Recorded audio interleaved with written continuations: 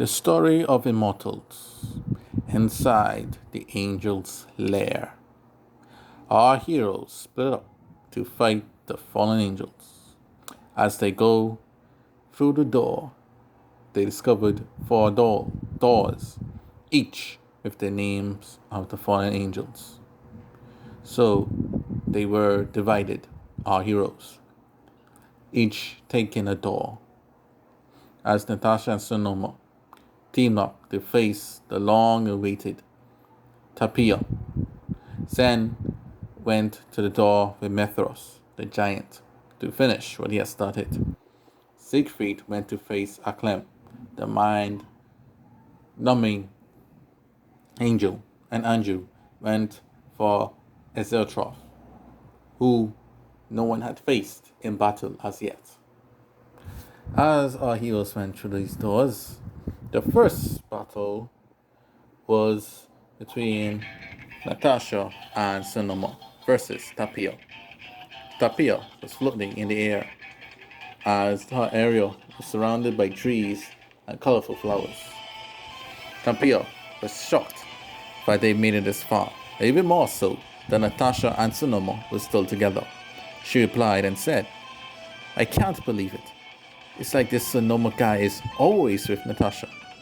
It's like you guys are joined in a hip, going everywhere together, even in certain places that only one person should go." Sonoma then replied, I am my besties, shield and sword. I will not allow her to be in danger." And Natasha then said, "Enough, Tapia. Your life-draining ways are over. Me and my bestie both have the great power. Your powers mean nothing to us now." Then Tapia then replied, "I can't kill you with my ability, but that doesn't mean I can't fight you to kill you." And then she moved quickly and started using her long pink hair and started using it as a powerful whip to whip our two heroes. Natasha and Sonoma then jumped out of dodge and scattered and fired away at their pistols as Tapia protected herself and her hair. And then Natasha went with a sword to try to cut her hair. Tapia then dodged and used hidden hairs that she had laid on the ground to try and trap Natasha. Sonoma was like, "No!" And then he went with his toughest to break the hair. And then Tapia said, "I catch you slipping, boy." And then she trapped Sonoma in her hairs. Sonoma then used his full power to break free. Tia! And then Tapia was shocked. "What? How in this speed? Just how strong are you lot?" And then Natasha said, "Besides the great power, our bond, my natural bond with my bestie Sonoma, is a key to our strength. Hence, our will is greater than yours. I will break your evil. Prepare yourself."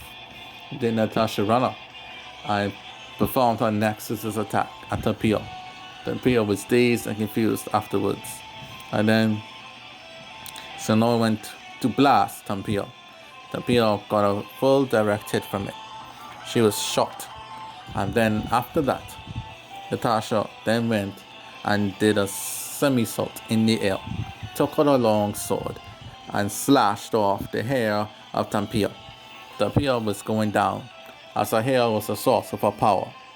And then Sonoma and Natasha both took one tonfa and one handgun each, put it beside each other's arms, and fired a single round.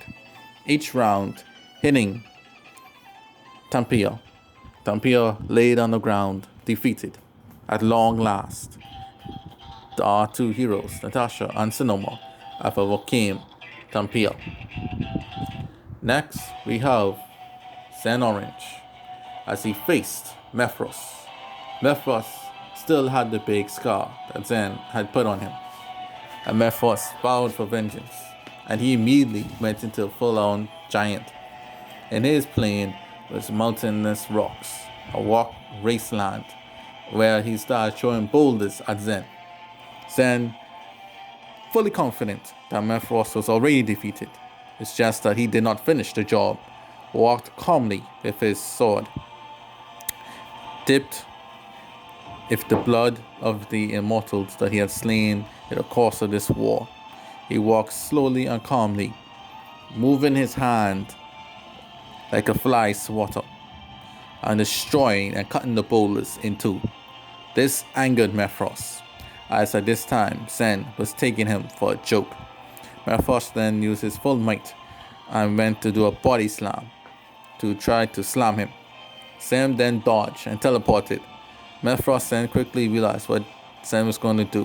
He was going to stab him in the heart from the ground, and then he quickly reduced his size as a giant and became a mini giant, and then the two began to fight. Zen and Mythos laid blows at each other, hand in hand, and then Zen threw his sword in the air and continued to meet Mythos' giant hands and feet, hit for hit. Mythos was enraged at this point. How? How could this little twerp match me? And Zen said, many of my foes, including Chevalier, have always commented on my legacy and heritage of the Orange. I myself never bragged about it, but on this occasion I would. My forefathers, along with this great power I have, is more than enough to overcome you, the first of the giants. Prepare to fall, you fallen angel. And then Zen collected his sword from the air and went and started to climb the mountaintops. And then Mythos became a full giant and tried to crush him with his hands. Zen was running too fast for him. And then Zen rushed and leaped out of the plateau before Mythos completely destroyed it. And then he had his sword high in the air. And as he came down, he slashed Mythos, beginning at the same point where he had the scar, and continued to cut him all the way down to his feet. Mythos was sliced in two, and his two halves collapsed, and his body evaporated in the flames of hell, as he now was sentenced there. With that, Mythos was dead. Next, we have the battle with Siegfried and Acklin. Siegfried's Synergen was not impressed with Acklin and his mind-numbing abilities. Siegfried commented, your will cannot match my mind. My mind is more brilliant than the average person. Your abilities will not work on me. Then Acklin said, arrogant, aren't you? Come, let me test that theory for myself. Then Acklin tried to use his mind-numbing abilities to control Siegfried, but it's not working. Then he tried his full power to make Siegfried insane to the point of exploding his brains.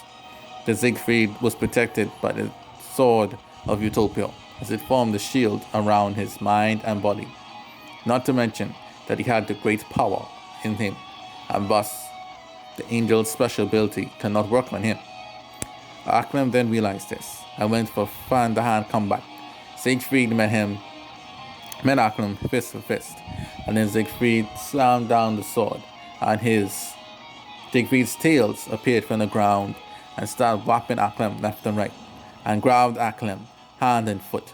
And then Siegfried began to use his sword to slice him up, and then after getting him cuts, then Siegfried said, now it's time for the ultimate Excalibur! And then Siegfried did not one, not two, not even three, but multiple Excalibur attacks, while Acklin was bound by Siegfried's tails, hand and foot. Acklin was a sitting duck and was unable to move. And then Siegfried's Synergen finished it off with one powerful Wrath of Heaven attack. And then a powerful fist from heaven was coming down at Acklin. Acklin looked on and said, my judgment day has come at last. And then he closed his eyes and embraced his defeat. Acklin was sent to oblivion and was destroyed. Now lastly, we have to fight with Andrew and Azeotrop. Azeotrop was the most powerful of all the angels. He was only second to Tapia Magna himself. Andrew was impressed, and when full power, just the same power as the Floor Prime had when he destroyed the ultimate Mogontezen during the Valley of Immortals battle. Azeotrop was impressed by Andrew and wanted him to join them in their conquest of power, as Acklin said. As Azeotrop said, I have always wanted someone like you on my side. We angels have fallen, but we want more than to be the lapdogs of a Captain Magna. If we join forces, we can defeat him and rule all of time and space together. Then Andrew said, I'm sorry, but you're on the losing side. Besides, I'm winning. Why would I lower myself to ally with a fallen angel? And besides, I don't need you to fight for Captain Magna for me. I have my family and friends, and the blessing of heaven. But the heavens have gone against you, and I, as its messenger, have been sent to destroy you. Then Azeotrop laughed and said, so you didn't fall for my ploy. Good. Then Andrew commented, all I sense is great power from you. If a multitude was around you, it'll be destroyed at an instant.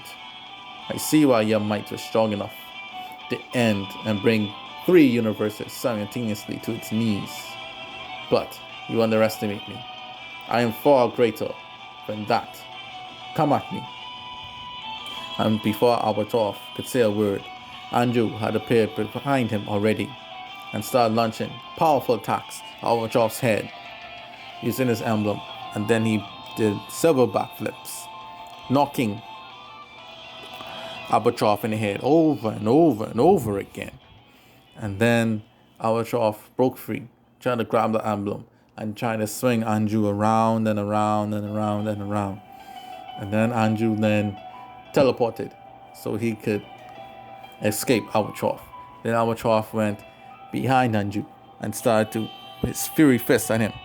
Andrew then summoned a force shield all around him in order to protect himself. After Azeotrop was finished, Andrew teleported again. This time Azeotrop touched his emblem, so he'll be teleported with Andrew at the same time. And then Azeotrop said, I learned your tricks now. You are doomed. Then Andrew said, that's exactly what I wanted you to do. And then he fired his blaster from his emblem at Azeotrop at full blast. Azeotrop took a direct hit, as he was unaware that he was going to do that. And then Andrew went for his ultimate attack, the Anjosgan symbol attack, failing with a left and a right and a cross, and a little swing to form the symbol of Anjosgan. And then he blasted it at Azeotrop. Azeotrop went flying all over around his own domain, and Andrew put his hand back and waited for Azeotrop to return. Then Azeotrop returned. Andrew grabbed his collar and slammed Azeotrop over his head onto the ground hard, and then he used his emblem at full weight and slammed it on top of Azeotrop. Azeotrop's bones were crushed instantly. Now unable to get up, Andrew went to finish him off and began to slam him over and over again until Azeotrop was no more. With that, the last of the fallen angels and the Immortals themselves were defeated in their own domain. Now, our 5 heroes will reunite in the domain of Captain Magna himself.